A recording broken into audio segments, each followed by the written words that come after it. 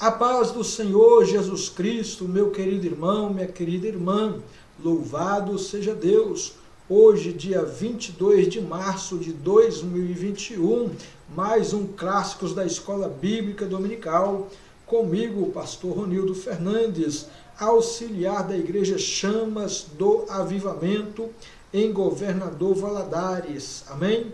Hoje nós estamos aqui para relembrar mais uma escola bíblica, mais uma lição que você recebeu na sua caminhada cristã, procurando acrescentar algo mais à sua fé, edificar você na fé para a glória de Deus. A lição de hoje é do dia 1º de março de 2020, tá? Lição de número 9. O mundo sob a influência do anticristo. Amém? Que Deus abençoe você, abençoe sua família, sua empresa, abençoe sua casa, a cidade onde você mora, esta nação brasileira que tanto amamos para a glória de Deus. Amém? Eu quero ler com você, tá? No texto áureo, filhinhos, é já a última hora. E como viste que vem o anticristo, também agora muito se tem feito anticristos, por onde conhecemos que é já a última hora. Primeira carta do apóstolo João, capítulo 2, versículo 18. Verdade prática. A igreja precisa sentir saudades dos céus. Louvado seja Deus. Leitura em classe está na primeira carta de João, capítulo 2, versículos 19 a 25. Diz assim o texto: saíram de nós, mas não eram de nós, porque se fossem de nós, ficariam conosco. Mas isto é para que se manifestasse que não são todos de nós. E vós tendes a unção do Santo e sabeis tudo. Não vos escrevi porque não soubesseis a verdade, mas porque a sabeis, e porque nenhuma mentira vem da verdade. Quem é o mentiroso, senão aquele que nega que Jesus é o Cristo? É o anticristo, esse mesmo, que nega o Pai e o Filho. Qualquer que nega o Filho também não tem o Pai, mas aquele que confessa o Filho tem também o Pai. Portanto, que desde o princípio ouvistes, permaneça em vós. Se em vós permanecer o que desde o princípio ouvistes, também permanecereis no Filho e no Pai. E é esta promessa que ele nos fez, a vida eterna. Louvado seja Deus. Meu irmão, minha irmã, o apóstolo João estava escrevendo para uma igreja instruída, que já tinha conhecimento, assim como estamos fazendo hoje, procurando relembrar aprendizados passados, que nos trouxeram até aqui, e é importante relembrar, ok? Veja bem, algo que João escreve que me chama a atenção na leitura em classe é: qualquer que nega o Filho também não tem o Pai, mas aquele que confessa o Filho tem também o Pai. João está dizendo para a igreja, não tem como dissociar, separar o Pai, o Filho e o Espírito Santo. Os três andam juntos, andam em comum acordo, e os três se conhecem e agem mutuamente em prol da igreja e em prol da humanidade, ok? Então não tem como separar. Os três estão sempre presentes no que eles estão fazendo. Exemplo disso na criação do homem. Gênesis capítulo 1, versículo 26. Façamos o homem conforme a nossa imagem, conforme a nossa semelhança. Na destruição da torre de Babel, Deus disse: desçamos e vejamos o que eles estão fazendo. Então disse Deus ao Filho e ao Espírito Santo. Meu querido irmão, minha querida irmã, e também no Evangelho de Mateus, capítulo 3, versículos 16 e 17, assim que Cristo Jesus é batizado pelo profeta João Batista, né, que ele sai da água, João viu o Espírito Santo descer sobre Cristo em forma corpórea de uma pomba, e uma voz soou do céu, né, dizendo: este é meu filho amado, em quem eu muito me comprazo. Então os três andam juntos, não estão separados, estão em comum acordo, ok? Realizam esta obra maravilhosa chamada salvação. Amém? Então vamos lá. Chegou também aqui no versículo 25, dizendo: e esta é a promessa que ele nos fez, a vida eterna. João capítulo 3, versículo 16, nos dá a garantia, né, de que se crermos em Cristo, teremos a vida eterna. O que diz o texto? Porque Deus amou o mundo de tal maneira que deu seu Filho unigênito, para que todo aquele que nele crê não pereça, mas tenha a vida eterna. Amém? Então nós vamos, neste momento, orar. A oração é importante na vida dos salvos. A oração é importante na vida daqueles que creem em Deus, né? Então, meu irmão, minha irmã, porque ela é a amostra de que estamos em comunhão com Deus, de que estamos ligados com os céus, né? E louvamos a Deus que nos deu esta oportunidade de estarmos falando diretamente com Ele, tendo como intercessor Jesus Cristo de Nazaré. Amém? Então chegou a hora de nós orarmos. E Jesus disse, né, tudo quanto pedides ao Pai, em meu nome vos será feito. João 14, versículos 13 e 14. Confira lá, por favor. Então veja bem, chegou o momento de orarmos. Senhor, nosso Deus e nosso Pai, no nome de Jesus Cristo, teu Filho amado, obrigado, Senhor, por tudo quanto tens feito por nós, por sua bondade, por seu amor, por sua misericórdia para com nossas vidas. Que o Senhor continue nos dando graça e paz à tua presença, para a glória e louvor do teu nome. Abençoe cada pessoa, cada família que está, meu Deus, assistindo, acompanhando este programa, para a glória e louvor do teu nome.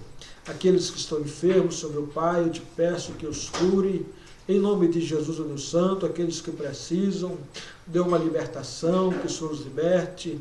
Aqueles que precisam da salvação em Jesus, meu Pai, que teu Espírito Santo fale com eles, para a glória e louvor do teu nome, os desperte para a salvação, pelo poder da tua palavra, da ação do teu Espírito Santo, em nome de Cristo Jesus, o teu Filho amado, Deus Santo.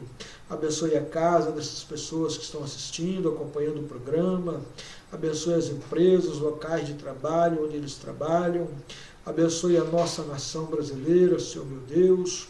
Sim, meu Pai eterno, operando grandes milagres, e é o que nós estamos necessitados agora, nesses dias. Sim, meu Pai, em que estamos vivendo. Que o Senhor abençoe a nossa nação com a bênção da salvação, da cura, da libertação, em nome de Jesus, ó Pai eterno. Amém. Glória a Deus. Pois bem, irmãos, falar sobre o anticristo, né? Quem é a pessoa do anticristo? A Bíblia não mostrou, né? Ou melhor dizendo, a Bíblia mostra que ele ainda não é manifesto. Então nós não sabemos falar hoje qual é a pessoa, né? A Bíblia nos dá uma orientação em Apocalipse 13, dizendo que tem um nome, tem uma marca e ele tem um número. Só que no momento essa pessoa não foi manifesta. Pode ser que já esteja no mundo a pessoa, tá? Que vai ser o anticristo, mas a Bíblia ainda não revelou, né? A história ainda não revelou, não nos deu o nome, mas diz que tem um nome, diz que tem uma marca e tem um número, tá? Essas aí são 3 características. Qual é o número? O número nós sabemos, que é 666. Agora, pelo fato desse homem, que será a pessoa do anticristo, né, que irá manifestar, mas ainda não manifestou, este é o fato, que ele não manifestou, mas o seu sistema já está operando neste mundo. Né?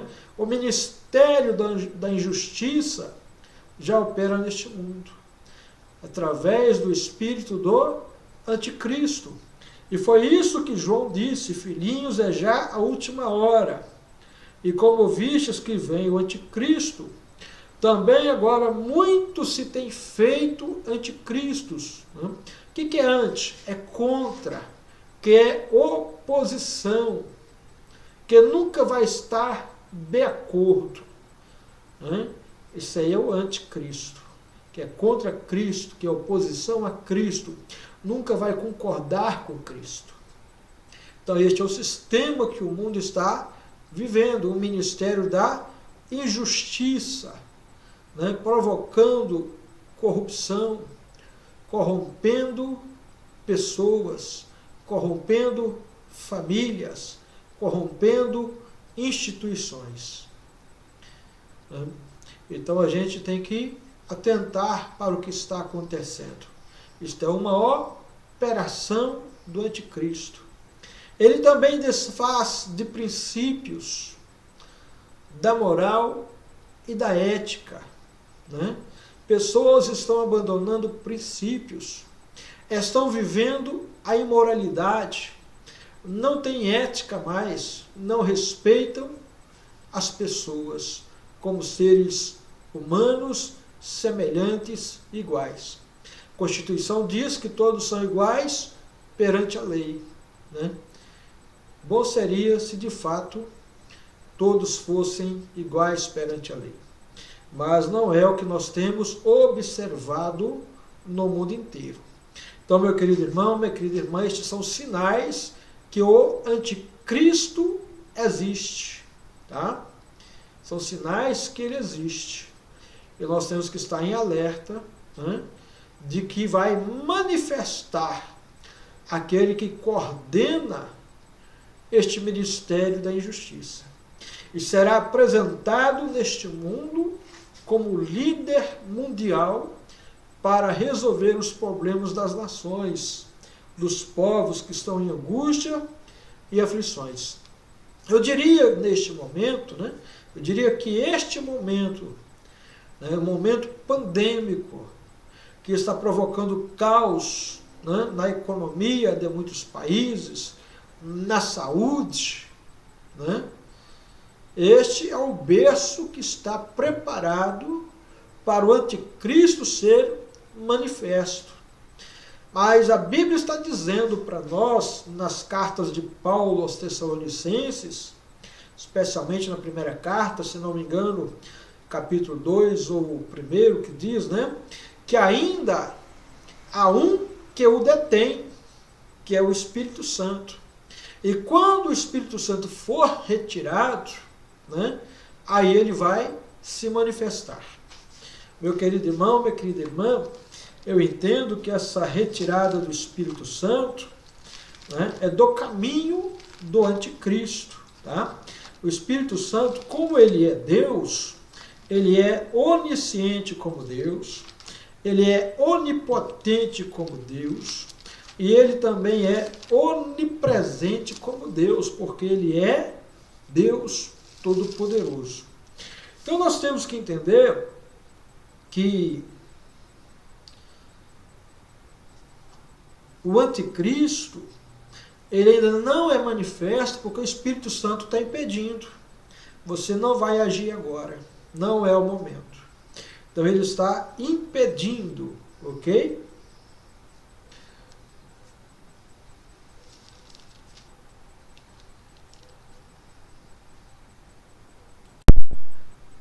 Está na segunda carta de Paulo aos Tessalonicenses, capítulo 2, versículo 7. Paulo está dizendo: porque já o mistério da injustiça opera.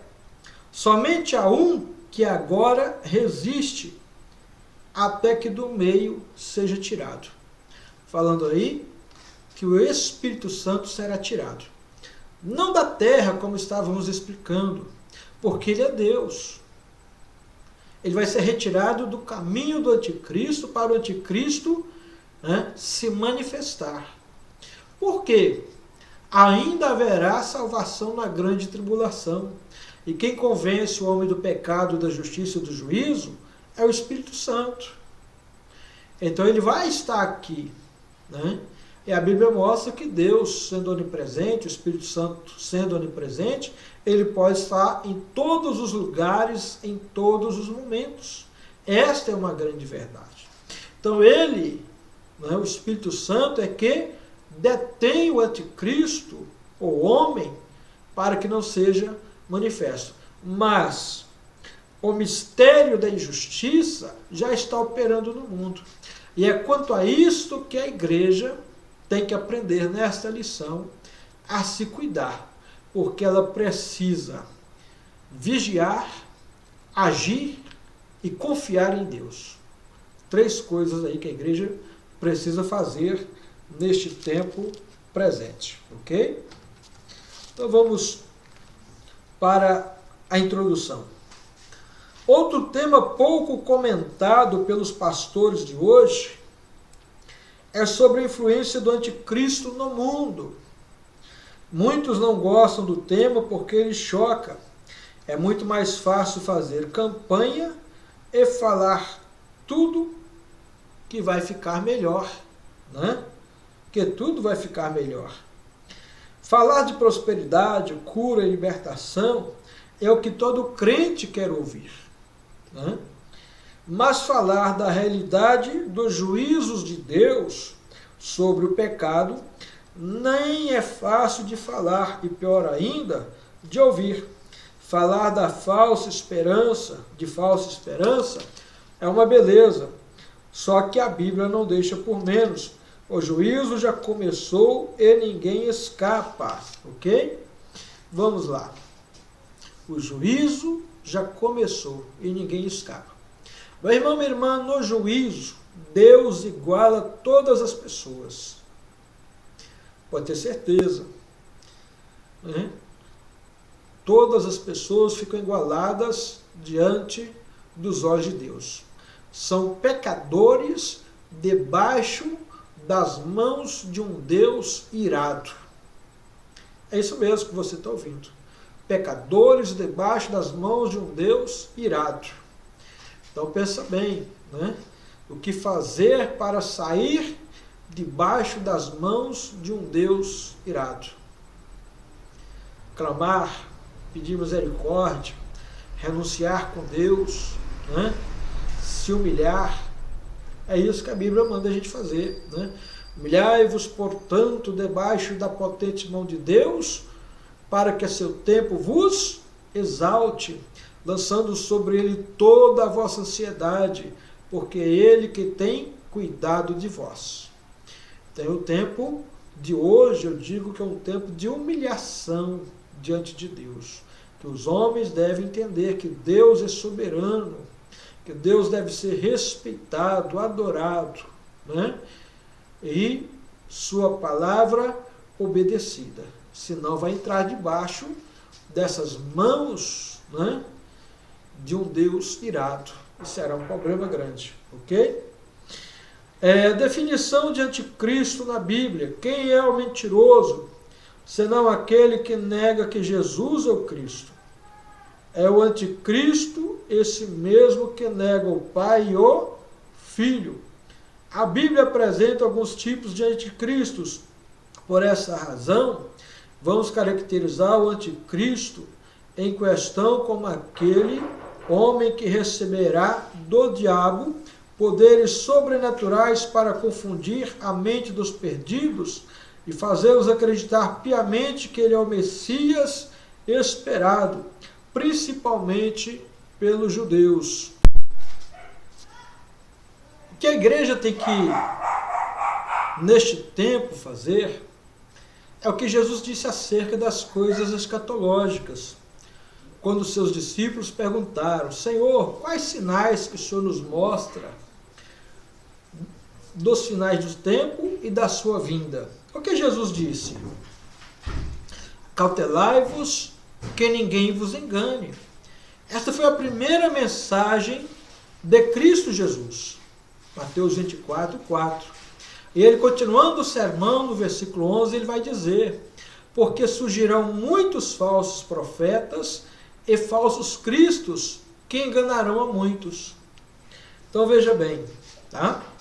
Nós temos que tomar cuidado com esta situação de engano. Os judeus hoje estão esperando o Messias. Os judeus hoje estão clamando pelo Messias, quando na verdade nós cristãos, protestantes, cremos que o Messias já veio, que é a pessoa de Jesus Cristo, mas eles não o ouviram. E o próprio Senhor Jesus disse para eles, no Evangelho de João, capítulo 5, versículo de número 43, que eu vim em nome de meu Pai, e não me aceitais. Se outro vier em seu próprio nome, a esse aceitareis. Foi uma revelação de que Cristo trouxe acerca do anticristo. Porque Jesus veio, o Messias veio para Israel, mas eles o rejeitaram. E ele disse: olha, eu vim em nome de meu Pai e vocês não me ouvem. Mas outro que vier, vocês vão ouvir, e o aceitareis, quer dizer, acreditando que é o Messias, quando na verdade será o anticristo, tá? Então veja bem, eles hoje, não somente eles, mas o mundo está ansioso por um Messias, por alguém que venha resolver este problema da pandemia. Governo nenhum está dando conta. Estados Unidos não está conseguindo resolver, Brasil não está conseguindo resolver, Inglaterra, grandes nações e pequenas nações, todas estão perplexas, angustiadas com este problema da Covid-19. E isto está levando muitas nações à falência econômica. Resultado: estão clamando por um Messias. Mas a Igreja de Cristo sabe de tudo isso, que ela não precisa clamar por um Messias. Ela já tem o Messias. Ela está esperando, é o chamado dela para o céu. Enquanto os outros querem um Messias que resolva os problemas aqui da terra. Vai vir o anticristo, vai trazer uma falsa paz, uma cura, vai trazer aí uma economia equilibrada, uma sensação de tranquilidade. Mas a Bíblia mostra que quando eles pensarem que a paz e segurança sobrevirá sobre eles repentina destruição. Mas enquanto isto, quando vier a repentina destruição sobre essa terra, a Igreja de Cristo, já foi ao encontro do Senhor Jesus nos ares. E dos ares Jesus vai nos levar até a presença do Pai. Porque Ele fez a promessa, que todo aquele que o confessar diante dos homens, Ele também o confessará diante do seu Pai e diante dos seus anjos. E fez a promessa dizendo: olha, eu sou o caminho, a verdade e a vida, e ninguém vai ao Pai senão por mim. João 14, versículo 6, ok? Então vamos mais à frente. O poder do anticristo sobre o sistema político. Apocalipse 13, versículo 8. E adoraram-na todos os que habitam sobre a terra, esses cujos nomes não estão escritos no livro da vida do Cordeiro que foi morto desde a fundação do mundo. Meu irmão, minha irmã, a Bíblia fala de um livro de pessoas que estão escritos no livro da vida. Quem são essas pessoas que estão escritos no livro da vida? Aqueles que aceitam a Cristo, aqueles que reconhecem Jesus o seu senhorio, que reconhecem nele o seu Salvador e que obedecem a sua palavra. Olha, interessante que quando os discípulos de Jesus foram enviados, de 2 a 2, eles voltaram alegres, satisfeitos, felizes, e falaram com Jesus: Senhor, nós em teu nome expulsamos os demônios, eles nos obedeceram. Qual foi a resposta de Jesus? Alegrai-vos, não porque os demônios vos submetem, mas porque os vossos nomes estão escritos nos céus, ou no livro da vida. Louvado seja Deus. Então, nesse tempo, haverá pessoas aqui que creram em Jesus, mas até então não tinham uma vida de compromisso com Ele, que não obedeceram a sua palavra, que brincaram, vão estar passando pela grande tribulação. E esses que conhecem a história do anticristo, de acordo com a Bíblia Sagrada, não vão adorar o anticristo. Aí vão ser perseguidos, vão ser presos, vão ser mortos, vão ser torturados, vai sofrer todo tipo de sanção, tá? Vai ser difícil, ok? Mas lute para você ir no arrebatamento da igreja, para fazer parte do dia glorioso de Cristo. Amém? Então vamos lá. Se a declaração é que a salvação vem dos judeus e todo político está à espera do evento que possa mudar a situação das nações, nada mais audaz do que criar um líder poderoso que chame a atenção do mundo para ele como o falso Cristo Salvador do mundo. Irmãos, na história da humanidade sempre surgiram líderes que despontaram, que poderiam ser reconhecidos como anticristo, A forma que eles governaram, um império, uma só língua, uma só moeda, a globalização, a unificação de nações debaixo da liderança de um só líder. Entre eles, Nabucodonosor,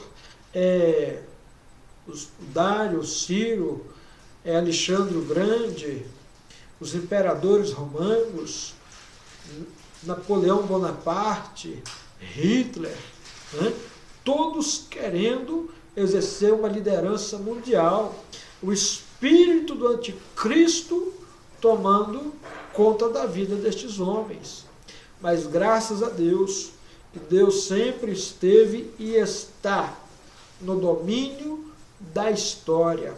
Esses homens funcionaram apenas como tipos de anticristos, como também antigo Epifânio, que lá por volta do ano 170, 120 a.C., invadiu Jerusalém, começou a governar Jerusalém e ofereceu uma porca em sacrifício dentro do templo, mostrando ser um tipo de anticristo, tá? Então, meu querido irmão, minha querida irmã, um falso Cristo Salvador do mundo. Cristo veio para salvar e libertar o homem do poder das trevas, do poder do pecado. Jesus não veio unicamente com a finalidade de curar enfermo, de libertar homens de demônios. Jesus veio para salvar, para dar a sua vida em resgate de muitos, como diz nos evangélicos, os evangelhos. Ele diz assim: porque o Filho do Homem não veio para servir, mas veio para dar a sua vida em resgate de muitos. Por que de muitos? Porque não são todos que creem. Essa é a verdade. Infelizmente, não creem e ainda escarnecem do Senhor. É o que nós vimos no Carnaval de 2020. Esta é a verdade. Tá? Então vamos lá. Os judeus serão enganados porque esperam a restauração antiga da sua nação, e o anticristo vai prometer isto, principalmente a reconstrução do terceiro templo. Meu irmão, minha irmã, Israel já tem os utensílios do templo, né, para ser reconstruído.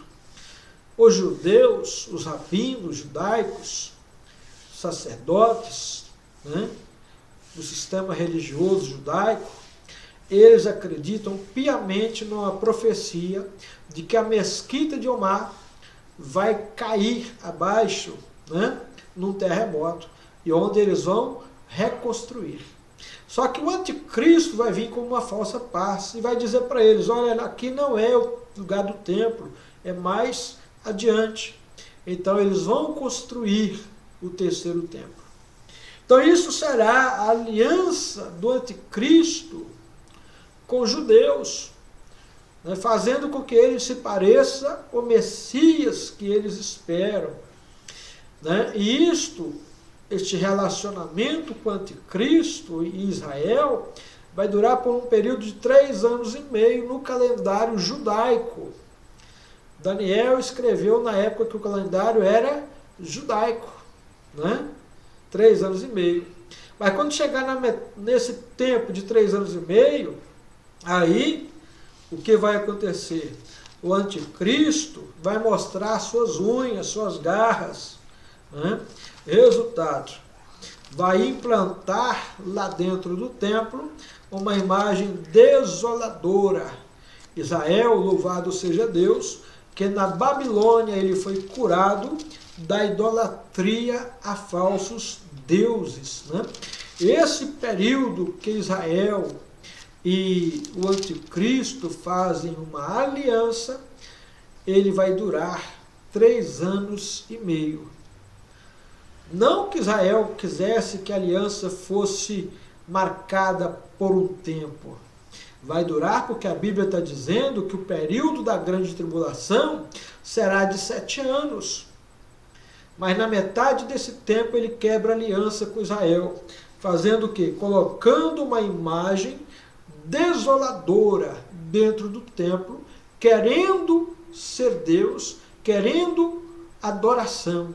Israel, que não aceita adorar a não ser o Deus verdadeiro, que não pode ser tocado por mãos de homens, né? Como é uma imagem de escultura, como essa imagem da abominação que ele vai pular, Israel vai reconhecer que o Messias era Jesus de Nazaré, o Yeshua, que já veio, que foi morto, que foi crucificado, né? Mas ressuscitou ao 3º dia e está na presença de Deus, à destra de Deus. A Israel vai começar a clamar pelo Messias verdadeiro, que é Jesus. E Jesus vai descer 3 anos e meio depois para livrar Israel. Israel vai sofrer nesses 3 anos e meio o juízo de Deus contra eles, porque rejeitaram o Messias. Quando Pilatos lavou as mãos, dizendo, ó, eu não tenho culpa no sangue deste inocente, deste homem. O que Israel disse no ato da crucificação? Que o sangue deste justo caia sobre nós e sobre os nossos filhos para sempre. Está vindo aí a conta, Israel. Isto é uma verdade. Mas clame, Deus ama vocês. Tá? E nós cristãos também amamos, tá? E oramos por vocês, como a Bíblia diz. O desejo do nosso coração é que hoje vocês reconhecessem Jesus como o Messias, o Salvador, né? Mas infelizmente ainda não chegou esse tempo. Mas vai chegar o tempo e vocês vão reconhecer, tá? Vamos lá. É interessante também, a respeito do terceiro templo, é que ele é espiritual, ele não é material. Israel está querendo que a sua história volte como no tempo de Salomão. Tudo era ouro, não se falava nem prata. Prata era considerada como lixo naquela época para Israel. Né? Era uma dinastia abençoada de Salomão, de Davi. Né? Mas o que acontece, que os próprios discípulos de Jesus também, quando Jesus estava para ser assunto aos céus, perguntaram, Senhor, tu vais restaurar Israel neste tempo como nação? não vos pertence, né, saber os tempos e as estações. O dever dos discípulos era pregar o Evangelho. Né? Esta é a verdade. Mas quando Jesus fala acerca do templo, quando ele entra no templo lá em Jerusalém, e expulsa aquele monte de vendedor, de cambiadores, né? Alguém fala assim, que sinal tu nos mostra, né, para fazeres isto conosco? E Jesus respondeu, derrube este templo, e eu o reconstruirei em 3 dias. Jesus não estava falando do templo de Herodes, 46 anos de construção. Jesus estava falando do seu próprio corpo, que ele morreria e ressuscitaria. Ele era o templo, ele é o templo. Né? A Bíblia diz que Deus é o templo, é o tabernáculo, é Deus habitando com os homens. Louvado seja Deus. Tá? Mateus 26, 61, quando Cristo foi para ser crucificado, uma das mentiras que usaram contra ele, né, foi dizer que Jesus falou que ele reconstruiria o templo em 3 dias após derrubá-lo. Então, meus queridos, o terceiro templo é espiritual, é a presença de Deus literalmente conosco, com o seu povo. Amém? É o anticristo e o sistema religioso. Qualquer que nega o Filho também não tem o Pai, mas aquele que confessa o Filho tem também o Pai. Meu querido irmão, minha querida irmã, aqui está uma característica. Tome cuidado com a religião que você congrega, com a religião em que você é membro, em que você congrega. Se não acreditam em Jesus como sendo o Filho de Deus, está errado. Se não acreditam que o Espírito Santo é Deus, também está errado. Né? E infelizmente, nesse tempo que estamos vivendo, esse tipo de coisa está acontecendo. É uma verdade. Ok? Então vamos lá. Muitas falsas doutrinas surgiram nesse tempo. Né? Há denominações fazendo coisas terríveis em nome de Jesus. Quer dizer, houve a deturpação da religião, da crença no Evangelho. Né? Muitas coisas esquisitas estão acontecendo dentro de movimentos que se chamam de igrejas, né? De denominações evangélicas. Está atrapalhando o crescimento do reino de Deus. Isto é uma grande verdade. Tá? E aí você que é pastor, entenda o que a Bíblia diz sobre a própria Bíblia. Hebreus 4,12. Porque a palavra de Deus ela é viva e eficaz. Né? É mais penetrante do que espada alguma de 2 gumes. Ela penetra ao ponto de separar alma e espírito, juntas e medulas. É apta para discernir as intenções e pensamentos do coração do homem. Está comparando a palavra como uma espada. Tá? Espada ela tem 2 gumes. Corta para lá e corta para cá. Então a mesma espada que você usa para atacar, ela pode te ferir também. E isso é o que nós estamos falando acerca de seitas, tá? De falsos ensinos, de heresias que os homens estão criando, que vai servir de juízo contra eles, ou a espada vai cortar ele mesmo, pode ter certeza disso.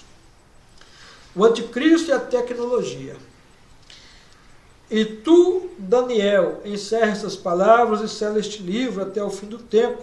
Muitos correrão de uma parte para outra e a ciência se multiplicará. O avanço tecnológico é fruto da sabedoria de Deus, mas o mau uso da tecnologia é que é o problema. Então nós temos que entender que precisamos, como igreja de Cristo, saber usar a tecnologia a nosso favor para transmitir cultos, lives, para evangelizar, para ensinar, para instruir. tecnologia tem que estar a nosso favor, para a gente estar aí lutando contra esta força do mal, contra a injustiça, ok? Contra o império da injustiça, tá? Então a gente tem que tomar cuidado com isso e saber usar, ok? A falta de paz generalizada. Saíram de nós, mas não eram de nós, porque se fossem de nós, ficariam conosco, mas isto é para que se manifestasse que não são todos de nós. Então entendam, Jesus disse, né, que quem comigo não se ajunta, espalha. Então aquele que não quer aceitar a verdade, a palavra de Deus como ela é, ele vai sair e ele vai procurar outro meio que o satisfaça.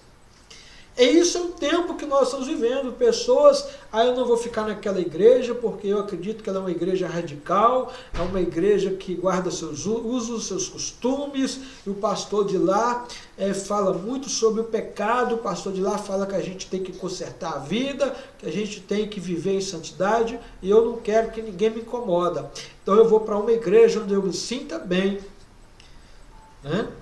É o que estava acontecendo na época de João e acontece hoje também. Pessoas optando por igrejas cujos pastores deixam eles extremamente à vontade. Pastor que é pastor, conduz o rebanho. Leva o rebanho de acordo com a palavra. Se não quer fazer parte do rebanho, fazer o quê? É direito de escolha, tá? Saíram de nós, né? Porque não eram de nós, ou seja, não queriam ser como nós, né? Não queriam aceitar o que nós aprendemos com Cristo Jesus. Não vai dar certo mesmo. Então, meu querido irmão, minha querida irmã, para concluir, né? Primeira carta de Pedro, capítulo 5, versículo 8, mostra o que a igreja tem que fazer neste tempo: vigiar. Pedro disse, vigiai, porque, né? Vigiai, sede sóbrios e vigiai. Porque o diabo, vosso adversário, anda em derredor de vós, bramando como um leão, buscando a quem possa tragar. Então a igreja tem que estar vigilante. Ela tem que agir, tá? Paulo diz na sua segunda carta aos Coríntios 10:4, porque as armas da nossa milícia não são carnais, mas são poderosas em Deus para a destruição das fortalezas. Então a igreja tem que agir usando as armas que Cristo deu. Quais são as armas? Oração, jejum e aplicação da palavra, tá? E confiar em Deus, né?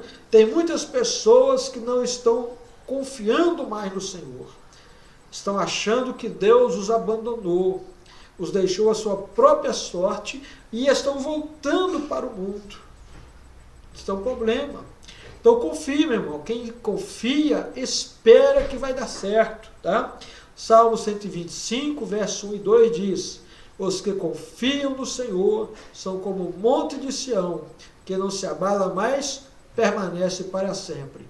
Que Deus em Cristo abençoe você e a sua família, em nome do Senhor Jesus. Amém? E amanhã, se Deus quiser, estaremos aqui no mesmo horário, tá? Trazendo mais uma lição para você, da nossa Escola Bíblica Dominical. Que Deus te abençoe, em nome de Jesus.